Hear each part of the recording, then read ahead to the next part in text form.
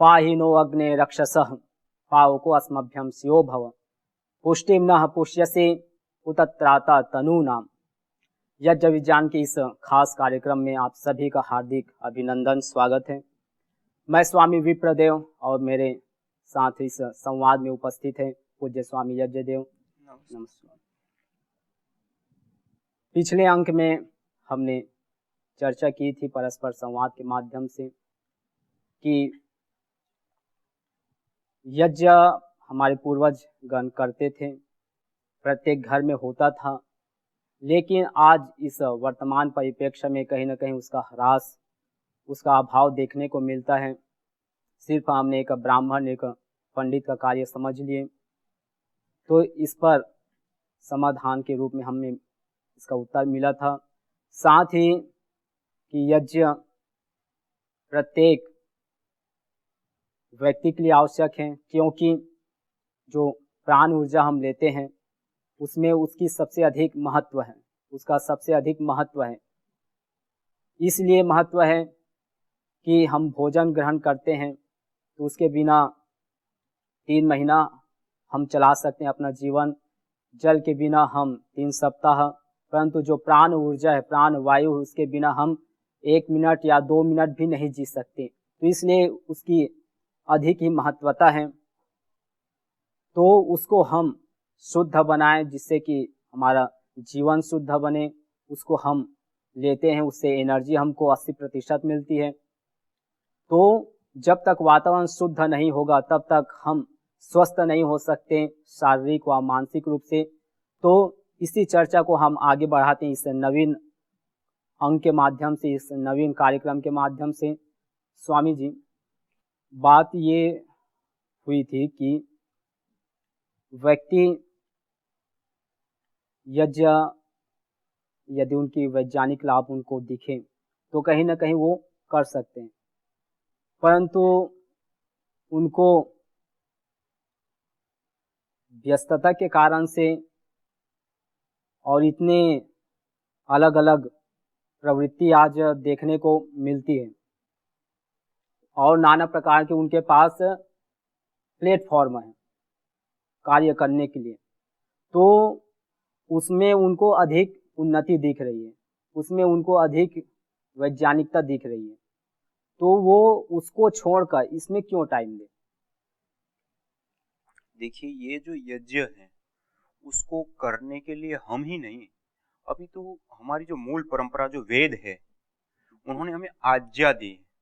इसी प्रकार हमारे ऋषियों ने और अलग अलग शास्त्रों ने, सब लोगों ने यज्ञ के ऊपर विशेष भार दिया है और विशेष रूप से करने के लिए कहा है। और उतना ही नहीं कि जो अध्यात्म के मार्ग पे चलना चाहते हैं या चल रहे हैं या उनको ही करना चाहिए, अपितु हर किसी को यज्ञ करने के लिए कहा है। जैसे पूर्व के एपिसोड में भी हमने इस बात की चर्चा की थी कि यह जो दैनिक यज्ञ जो हम छोटा सा होता है, 12-15 मिनट लगती हैं, ये जो जिसको हम अग्निहोत्र के नाम से जानते हैं, उसको सामान्य रूप से शुद्धि का हेतु माना गया।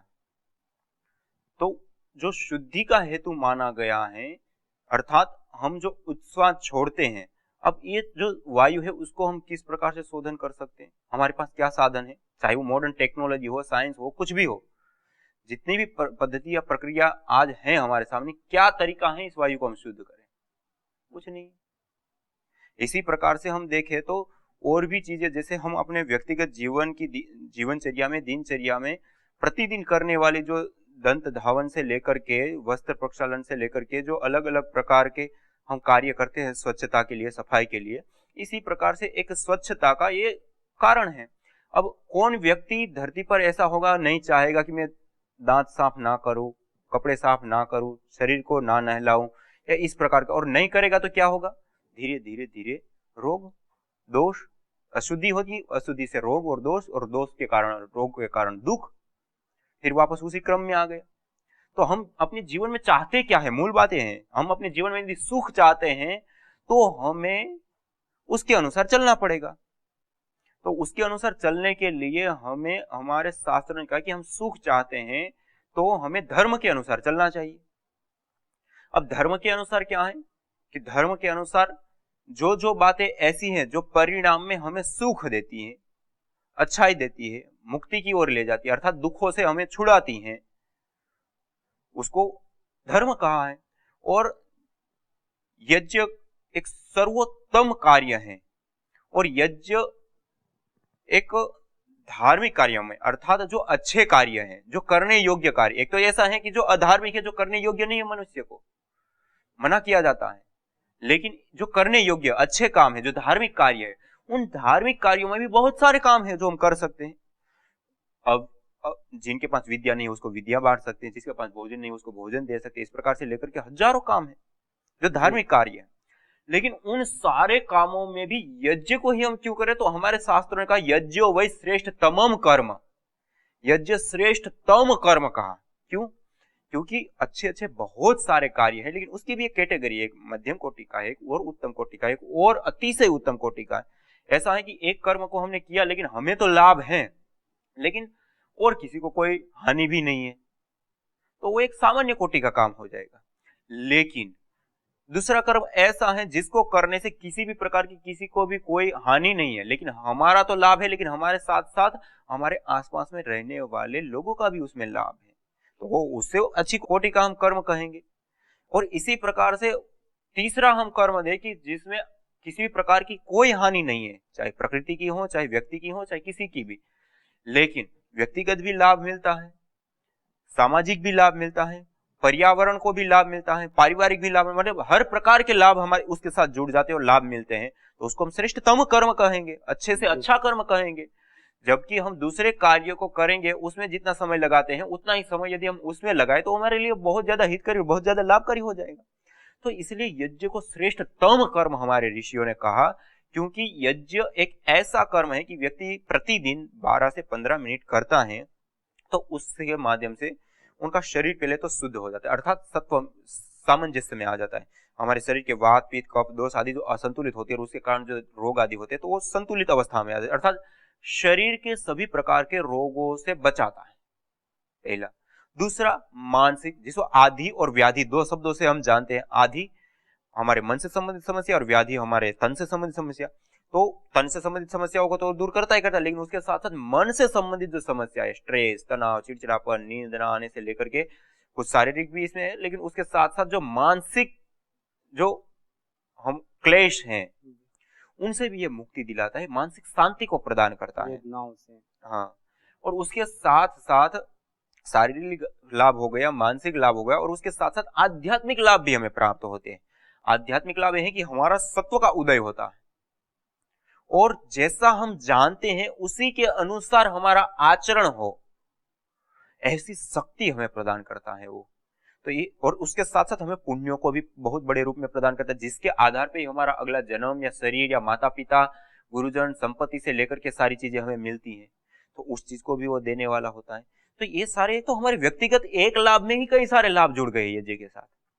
दूसरा, हम बाहर देखें तो हम यज्ञ कर रहे हैं, लेकिन हमारे यज्ञ को करने से जो ऊर्जाएं उत्पन्न हुई, उन ऊर्जाओं से हमारे परिवार में ही रहने वाले जो बच्चों से लेकर के बूढ़े तक के जो भी लोग हैं, और चाहे यज्ञ में बैठे हैं चाहे नहीं बैठे, उनको भी लाभ मिलेगा। क्यों? क्योंकि सब लोग उस वायुमंडल में श्वास ले रहे हैं, तो उन सबको लाभ मिलेगा। दूसरा, घर जो जिस घर में हम रहते हैं वो घर पूरा पवित्र हो जाता है, शुद्ध हो जाता है और पॉजिटिव एनर्जी से भर जाता है। इसके साथ साथ वो वायु जो है, वो जो एनर्जी है, वो जो ऊर्जाएं हैं, वो जो सुरभि है, वो केवल हमारे घर तक ही सीमित नहीं रहती, अभी तो बाहर भी बहुत दूर दूर तक फैलती है।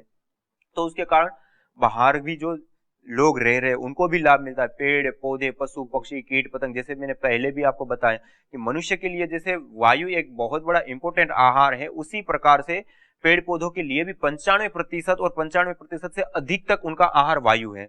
तो उस वायु को हम शुद्ध कर देते हैं, पवित्र कर देते, सुगंधित कर देते हैं, अच्छा बना देते हैं।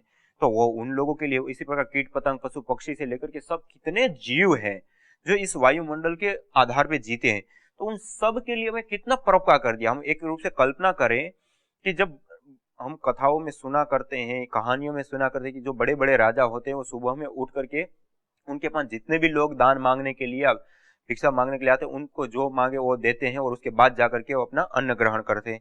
ऐसे ऐसे संकल्पित राजा हुए, तो उनका यश कितना ज्यादा फैला और कितना ज्यादा उनको पुण्य मिले। लेकिन हम देखें कि यदि हम 12 से 15 मिनट का खाली दैनिक यज्ञ हम अपने घर में अपना लें, तो इस यज्ञ से जो ऊर्जाएं पैदा होती हैं, वहां पे तो लोग मांगने आते हैं तब जाकर के हम उनको देते हैं, लेकिन यहाँ पे बिना मांगे हम यज्ञ करके इतनी शुद्ध, पवित्र, सुगंधमय, पुष्टिकारक, रोग निवारक वायु हम प्रदान करते हैं कि मनुष्य ही नहीं, मनुष्यतर और कीट पतंग, पशु पक्षी से लेकर के सभी प्रकार के पेड़ पौधे आदि सबके लिए हम इतना उत्तम वायु दे देते हैं। इतने जीवों के लिए आप देखिए, एक हम अपने घर से खाली 100 मीटर की हम दूरी नाप ले कि 100 मीटर तक ऐसी वायु हम, वैसे तो होती तो बहुत ज्यादा है, लेकिन हम खाली 100 मीटर की ही माने तो 100 मीटर में कितने मनुष्य लोग रहते हैं, उतने में कितने कीट पतंग, पशु पक्षी, पेड़ पौधे आदि को हम गिने तो कितने जीव होंगे, छोटे छोटे, हम कल्पना भी नहीं कर सकते, उसको गिन भी नहीं सकते, उतने जीव हो जाएंगे। और उतने जीवों के लिए उनका जो किसी का 80% आहार है, किसी का 40% आहार है, किसी का 90%, 95% आहार है, उन सब का हमने आहार दे दिया, तो उन सबके जीवन में कितने मतलब उन्नति या जो अच्छाई आएगी, उसका कारण बने आप, तो उसका कितना बड़ा पुण्य मिलेगा। जैसे राजा सुबह उठ करके इस प्रकार से दान करता है, ऐसे वो मांगने पर दान करता था, लेकिन यहाँ पे तो बिना मांगे ही हम इतना दान कर देते हैं। सबसे बड़ा परोपकार का कार्य, सबसे बड़े परोपकार का कार्य। और दूसरा, हम कई लोग अपने जहाँ पे वो रहते हैं वहां के लिए कोई हॉस्पिटल खुलवा देते हैं, कोई बीमार हो गए तो उसके रोगी की चिकित्सा करा देते हैं फ्री में। जब वो व्यक्ति बीमार हो गया, कष्ट उठा रहा है, कामकाज उनके छूट चुके हैं, परिवार के लोग भी साथ में परेशान हैं, और उसके बाद जाकर के हम किसी का इलाज करा दे, उसको भी बहुत बड़ा पुण्य मानते हैं। लेकिन यज्ञ यदि हम करते हैं तो यज्ञ को करने से हमारे आसपास में रहने वाले लोगों को जो रोग होने वाला है, उन रोग से ही हम बचा लेते हैं। अर्थात वो जो रोग होता है उसके बाद उनको खुद को कष्ट होता है, उन कष्ट से उन्होंने पहले तो बचा लिया। दूसरा, वो जो काम धंधा करता है उसके कारण छुट्टी हो जाती है उनकी, जब ज्यादा बीमार होता है, तो हमने यज्ञ हम कर रहे हैं लेकिन उसकी ऊर्जा चारों ओर प्रसरित होती है, तो उसके कारण उनको अनेकों लाभ प्राप्त होते हैं, मतलब स्वास्थ्य लाभ प्राप्त होता है। तो उसके कारण उनका जो काम कर रहे हैं वो व्यवस्थित करते रहेंगे, उसमें भी उनको बाधा नहीं आएगी, उनका कष्ट भी हर लिया, उनका जो खर्च होने वाला था हॉस्पिटल वो भी नहीं होने दिया। इस प्रकार से लेकर के हम कई सारे, मान लो कि हम अपने एरिया में जहां पे हम रहते हैं वहां यदि हम यज्ञ करते हैं तो हमारे आसपास का 100 मीटर, 200 मीटर, 500 मीटर तक जो भी उसकी ऊर्जाएं प्रसरित होती है, वहां तक के लिए जो लोग रहते हैं उसके लिए हमने एक बड़ा सा हॉस्पिटल निःशुल्क खोल दिया है, हर प्रकार की बीमारियों को दूर करने के लिए।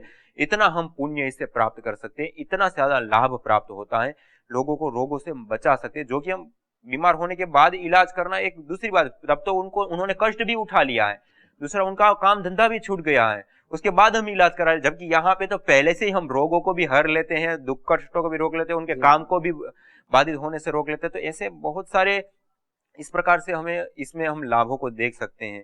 फिर ये सामाजिक लाभ हो गए, इसी प्रकार से पर्यावरण के लिए भी बहुत ज्यादा लाभ होते हैं। प्रश्न उठ रहे हैं स्वामी जी, जी, इसके मध्य में आपने बात कही थी, एक श्लोक बोला था कि यज्ञो वै श्रेष्ठतमं कर्म। जी स्वामी। तो यज्ञ क्या सात्विक यज्ञ ही होता है या फिर और जो हम सुनते हैं 3 प्रकार के जो गुण बताते हैं, तामसिक, राजसिक और सात्विक, तो सिर्फ सात्विक होता है या फिर तामसिक, राजसिक यज्ञ भी? जी स्वामी जी, ये 3 श्रीमद् भगवत गीता में विशेष रूप से इसका विवेचन है और 3 प्रकार के यज्ञ बताए हैं, सात्विक, राजसिक और तामसिक, 3 रूपों में, और जिसमें हम बिल्कुल कामना से मुक्त होकर के हम यज्ञों को करते हैं या परोपकार की भावना को लेकर के हम यज्ञ में प्रवृत्त होते हैं, तो वो हमारा सात्विक यज्ञ हो जाएगा और उसका जो परिणाम है वो हमें मुक्ति की ओर ले जाएगा, मोक्ष की ओर ले जाएगा। और दूसरा जो राजसिक है उसमें काम्य कर्म, जैसे इष्ट कामनाएं हमारी होती हैं, पुत्र की प्राप्ति हो जाए, हमारी कोई बीमारी विशेष मिट जाए या कोई विशेष समस्या आदि है वो समस्या हमारी ये दूर हो जाए, उसके लिए हम यज्ञ करते हैं, ये राजसिक में आ जाएगा। फिर तामसिक में हम जाएंगे तो जैसे आप समाज में प्रचलित देखते हैं और पीछे भी हमने देखा था कि जिसके कारण से हमारी ये लाखों करोड़ों अरबों सालों की जो हमारी ये याज्ञिक परंपरा, गौरवशाली परंपरा रही, उसका जो ह्रास हुआ, उसका जो कारण बना, जो हिंसात्मक प्रवृत्तियां, हिंसात्मक कार्य करना यज्ञों में, बलि देना आदि, तो वो तामस अवस्था में आ जाएंगे। तो ये 3 प्रकार के यज्ञ श्रीमद् भगवत गीता में बताएं, और वैसे भी हम सामान्य रूप से अपने आचरण में या समाज में देखें तो इस 3 प्रकार के कार्य हमें देखने को मिलते। तो यज्ञ 3 प्रकार के देखे हैं। तो जो राजसिक है, तामसिक है, तो क्या इसको भी जैसे आपने कहा कि यज्ञ वही श्रेष्ठतम कर्म, कि यज्ञ जो है श्रेष्ठतम कर्म है, जी तो यज्ञ हम बोल रहे हैं, तो यज्ञ से तामसिक राजसिक को भी लेंगे कि सिर्फ सात्विक को ही? देखिए, इसमें तो एक विचारणीय बिंदु है विशेष रूप से। क्योंकि श्रेष्ठतम कर्म कहा गया है, तो श्रेष्ठ तो यज्ञ से तीनों को आप बोल रहे हैं, जी तो तीनों को ग्रहण करेंगे, तामसिक राजसिक को भी साथ में। जी देखिए, ये जो अर्थ है उसके अनुसार हम ग्रहण करेंगे, तो इसमें तो हम जो तामसिक है उसको तो हम बिल्कुल ग्रहण नहीं कर पाएंगे, जबकि हम राजसिक को थोड़ा बहुत देख सकेंगे, क्योंकि व्यक्ति जो है अपने जीवन में आरोग्य चाहता है, और आरोग्य चाहना कोई गलत बात नहीं है। आयुर्वेद से लेकर के जो हमारे वेद आदि के जो वचन है उन सब में हमें दीर्घायुष्यम हो, कीर्तिमान हो, धनवान हो, यशवान हो, इसकी कामना की गई है। तो हम इन चीजों की कामना के लिए यदि हम यज्ञ करते हैं तो वो भी हम इस कोटि में रख सकते हैं। लेकिन जो तामसिक है, जिसमें हम हिंसात्मक प्रवृत्तियों में प्रवृत्त हो रहे, उसको तो हम नहीं ले सकते। और मुख्य रूप से हम विशेष रूप से ले तो हमें सात्विक जो यज्ञ है उसको विशेष रूप से श्रेष्ठतम कर्म जो कहा है उसके अंतर्गत लेना चाहिए। क्यों? क्योंकि जो मैंने अर्थ किया उस समय भी मैंने बताया कि वो कर्म जिससे किसी भी प्रकार की कोई भी किसी को हानि नहीं है, जबकि तामसिक में क्या होता है, हम हिंसा कर रहे हैं तो पशु की हानि हो रही है, उनकी जीव हत्या हो रही है, जबकि इसमें किसी प्रकार की कोई हानि नहीं है। वो तो पहला ही प्रश्न है। अब मेरा यही प्रश्न है कि क्या उसको यज्ञ कहेंगे या नहीं कहेंगे? अब इस रूप में देखेंगे तो नहीं कहेंगे। तो आपने जो रेफरेंस दिए श्रीमद् भगवद गीता में कि 3 प्रकार के यज्ञ कहा गए, तो ये दोनों में कहीं ना कहीं मुझे भ्रमित कर रहे हैं। विरोधाभास सा जी दिखाई दे रहा है। हाँ, वो विरोधाभास तो उसमें इसलिए दिखाई दे रहा है कि जैसे हमने पहले जो अर्थ किया उसमें पहले तो हमने उसमें ये प्रायोरिटी रखी कि किसी प्रकार की कोई हानि ना हो, और उसके बाद पहले तो व्यक्तिगत लाभ, तो वो जो राजसिक वाला जो यज्ञ है उसमें तो घटित हो रहा है। जी और फिर जो व्यक्तिगत भी लाभ हो, पर्यावरण और सबके लिए लाभ हो, और राजसिक वाला भी और भी बहुत सारी जगह पे घटता है, लेकिन सात्विक वाला तो सब जगह पे घटता है। लेकिन तामसिक वाला को हम कैसे घटाएंगे? तो तामसिक वाला जो है उसको हम इसके अंतर्गत नहीं ले सकते। और जो वहां पे श्रीमद् भगवत गीता में इस रूप में बताया है, तो वहां पे भी उन जो तामसिक कर्म है उसको त्याज्य बताए हैं, उसको अपनाने योग्य नहीं कहा है कि ये जो चीजें हैं उसको हमें नहीं करना चाहिए। तो इसको हम यज्ञ शब्द से हम उसको बाहर लेकर के, या फिर इस प्रकार से हम समझ सकते हैं कि इसको हमें नहीं करना चाहिए। और श्रीमद् भगवत गीता में भी जैसे आहार की विधि है, वो भी सात्विक राजसिक तामसिक 3 प्रकार के आहार बताए। इस प्रकार से हर चीज में 3-3 प्रकार बताए, और उसमें जो सात्विक है उसको अपनाने का और राजसिक तामसिक जो प्रवृत्तियां हैं उसको दूर करने की बात कही गई है। तो जो तामसिक यज्ञ है उसके लिए तो वहां पे भी निषेध है। और जबकि शुरुआत के जो अध्यायों में 3-4 अध्याय में हम देखें तो वहां पे यज्ञ के बिना भोजन ग्रहण करना भी पाप कह दिया है। तो इसलिए हमें यज्ञ तो करना ही चाहिए, और यज्ञ को हमें सात्विक और बहुत ज्यादा हम वो करना चाहें तो राजसिक में, क्योंकि वेद में भी ये वचन मिलते हैं कि यश कीर्ति आदि से लेकर के उत्तम दीर्घायुष्य से लेकर के इन सारी चीजों के लिए हम काम ना करें, और उसके लिए हम जिए और उसके लिए वो करें। तो इस प्रकार के वचन हमें मिल रहे हैं। तो कहीं ना कहीं हम राजसिक जो यज्ञ है उसको भी हम इसमें ले सकते हैं, क्योंकि राजसिक यज्ञ में पहली तो प्रायोरिटी है कि किसी प्रकार की कोई किसी की हानि ना हो, और दूसरा फिर अपना लाभ हो। तो यहाँ पे हम इष्ट कामनाओं की पूर्ति के लिए यज्ञ करते हैं, तो अपने लाभ होते हैं विशेष रूप से, लेकिन परोपकार के भी उसमें काम होता है। आप यज्ञ करते हैं तो उसकी ऊर्जा से आपका शरीर तो नैरोग्य हुआ ही, स्वस्थ हुआ ही, लेकिन उसके साथ साथ आपके आसपास में रहने वाले लोग हैं उन तक भी वो ऊर्जा पहुंच रही, तो उनको भी लाभ मिलेगा।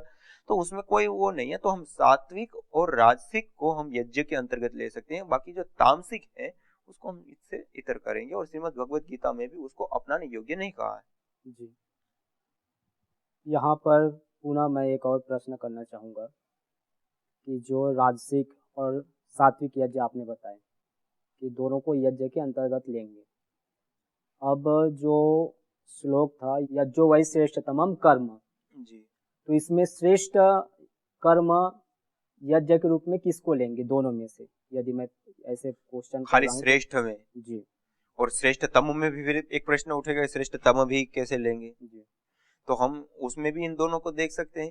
जैसे राजसिक है उसको श्रेष्ठ काम करें, क्योंकि वो उस रूप में हो रहा है कि हमारी तो पूर्ति हो रही, किसी की हानि भी नहीं हो रही और किसी किसी को लाभ भी हो जा रहा है, इसलिए उसको श्रेष्ठ कर्म हम कह सकते हैं। लेकिन श्रेष्ठ तमम कर्म जो है उसमें हमारे जो सात्विक यज्ञ है उसको हम ले सकते हैं। सात्विक यज्ञ से हम क्या समझते हैं? देखिए, सात्विक यज्ञ से हम जो भी यज्ञ, द्रव्य यज्ञ भी हम करते हैं तो उस यज्ञ में भी किसी भी प्रकार की हमारी व्यक्तिगत कामना ना हो, अर्थात हम परोपकार की भावना से या आध्यात्मिक उन्नति की भावना से हम करते हैं, या कर्तव्य कर्म है हमारा इसलिए हम करते हैं, इस भावना से करते हैं। और दूसरा, केवल मात्र द्रव्य यज्ञ ही नहीं, अभी तो हमारा जो जीवन है वो पूरा का पूरा जीवन भी हमारा यज्ञ हो, यज्ञमय हो, त्यागमय हो, बलिदानमय हो, देव पूजा, संगतिकरण और दान, देवताओं की हम पूजा करने वाले हो, संगतिकरण सबके साथ संगति करने वाले हो, कहीं किसी भी प्रकार का हम विरोध या फिर संघर्षात्मक स्थितियों में ना हो, और दूसरा दान त्याग करने वाले हो, ऐसा हमारा जीवन हो, जीवंत जीवन हो, हमारा यज्ञीय जीवन हो। जैसे यज्ञ से चारों ओर सुर भी फैलती है और सबको शांति मिलती है, अच्छा लगता है, ऐसे ही हमारे जीवन को देख करके लोगों को अच्छा लगे, उन हमारी जीवन, हम जो जीवन जी रहे उसकी सुर भी लोगों तक पहुंचे और उनके जीवन में भी इससे प्रकाश मिले, आरोग्य मिले, अर्थात एक उत्साह, ऊर्जा, एक शक्ति, एक सामर्थ्य, एक रोल मॉडल जो व्यक्ति होते हैं उनको देखते हैं तो कितने हमें मतलब एक प्रेरणा मिलती है, एक ऊर्जा मिलती है, एक हमें उन्नति के लिए एक आशान्वित करता है। तो इस प्रकार से हमारा जीवन हो तो ये है सात्विक यज्ञ। एक सामान्य व्यक्ति यज्ञ करना चाहे तो उनको कौन सी यज्ञ करना चाहिए? राजसिक यज्ञ करना चाहिए या सात्विक यज्ञ करना चाहिए? देखिए, सात्विक यज्ञ करने के लिए एक योग्यता की आवश्यकता होती है, उनका मन निर्मल है या एक स्थिति तक वो पहुंचा है, उसके बाद वो सारी कामनाओं से मुक्त होकर के वो काम को कर पाएगा। जब तक उसमें नहीं है तब तक उनके लिए राजसिक यज्ञ भी बहुत है, कि राजसिक यज्ञ उस कामना से करें कि हमें आध्यात्मिक उन्नति करनी है, या हमें अपने जीवन में आगे बढ़ना है, या अपने जीवन में जो भी हम कर रहे हैं उन सब चीजों में हमें अच्छाइयों को फैलाना है। इस प्रकार की जो मतलब राजसिक यज्ञ भी जो कर रहा है, और राजसिक यज्ञ में भी उनको पुण्य तो मिल ही रहे हैं, राजसिक यज्ञ में भी उनको शारीरिक, मानसिक, आत्मिक लाभ तो उनको मिल ही रहे हैं, तो उससे धीरे धीरे उनकी उन्नति होती है। जो भी यज्ञ के साथ जुड़ेगा, तो यज्ञ के साथ जुड़ने से उनके तन में, उनके मन में, उनके पूरे अस्तित्व में, मन, बुद्धि, चित्त, चेतना में सात्विकता का संचार होगा, और जैसे जैसे धीरे धीरे सात्विकता बढ़ेगी वो सत्व की ओर आगे बढ़ेगा और वो सात्विक यज्ञ को करने लग जाएगा, अपने आप वो योग्यता उसमें आ जाएगी और आगे वो बढ़ जाएगा। जी, तो आज इस संवाद के माध्यम से पूज्य स्वामी यज्ञदेव जी यहाँ उपस्थित है और प्रश्नोत्तर के माध्यम से हमने जाना यज्ञ के बारे में कि यज्ञ श्रेष्ठतम कर्म है। क्यों? क्योंकि इससे सिर्फ एक व्यक्ति विशेष का लाभ नहीं होता, बल्कि वहाँ उपस्थित अन्य सभी इतर प्राणी, इतर वनस्पति जगत, सारे वातावरण शुद्ध हो जाता है, और एक प्रकार के हम फ्री में हॉस्पिटल सभी के लिए खोल देते हैं, ऐसा इन्होंने कहा। और मैंने प्रश्न किया था कि यदि हम यज्ञ करना चाहते हैं तो इन्होंने 3 प्रकार के यज्ञ बताए, एक तो तामसिक, फिर राजसिक और उच्च स्तर का सात्विक। तो यदि हम समय निकालकर यज्ञ से जुड़ना चाहते हैं, किसी प्रकार की यदि कामना से हम जुड़ना चाहते हैं तो राजसिक यज्ञ करें, और यदि पूर्ण रूप से निस्वार्थ भाव से कि मुझे कुछ नहीं चाहिए, जो हम यज्ञ में बोलते भी है, हवन में सुनते भी हैं कि इदं न मम, कि यह मेरे नहीं है, यह जो बुद्धि, यह शरीर और जो संपत्ति बाएं मुझे मिली हुई है वो सब दूसरों की है। तो इस प्रकार से जब हम विचार कर यज्ञ करते हैं तो यह है सात्विक। तो इस भाव से जब हम करें तो सात्विक यज्ञ का हम पालन करते हैं। तो ये यज्ञ से जुड़ने का एक अच्छा अवसर है। और यज्ञ के बारे में स्वामी जी बता रहे थे कि यज्ञ हमारे तन के साथ साथ मन को भी आरोग्य नैरोग्य प्रदान करता है। तो हमारे लिए बहुत ही यज्ञ एक वैज्ञानिक पद्धति है, इससे जुड़े। पुनः हम दूसरे अंक में नवीन अंक के साथ एक ऐसे यज्ञ से संबंधित नए नए प्रश्नों को लेकर उपस्थित होंगे। और स्वामी जी का हम धन्यवाद करते हैं जो इन्होंने हमको बहुत ही अच्छे से मार्गदर्शन किए यज्ञ पर। तब तक के लिए सभी को नमस्ते, ओम।